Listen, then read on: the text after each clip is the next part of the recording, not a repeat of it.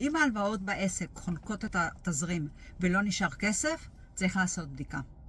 הרבה בעלי עסקים לקחו בשנה האחרונה הלוואות כדי להתגבר על הירידה בהכנסות.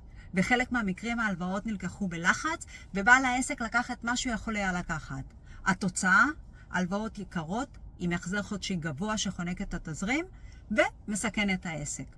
זה היה מקרה גם של יוני.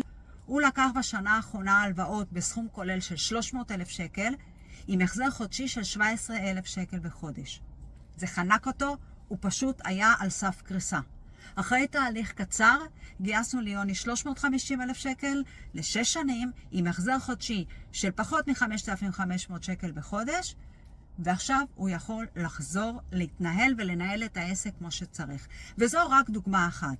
לכן, אם גם אצלכם זה המצב, ואתם מרגישים שהתזרים כל הזמן על הקצה ואתם נחנקים, תבדקו את ההלוואות שלכם. תבדקו כמה הלוואות יש לכם, כמה אתם מחזירים כל חודש, ותנסו לשפר את תמונת האשראי. אם אתם צריכים עזרה, אם משהו לא ברור, אנחנו כאן, אני אשמח לעזור לכם, לכוון אתכם, מה שצריך. בסופו של דבר, זה מהלך מאוד מאוד פשוט, מהיר וקצר שאפשר לעשות בכל עסק, והשינוי והשיפור בהתנהלות השוטפת היא מטורפת. אז קדימה, תבדקו מה קורה אצלכם בעסק, ואם אתם צריכים עזרה, אנחנו כאן.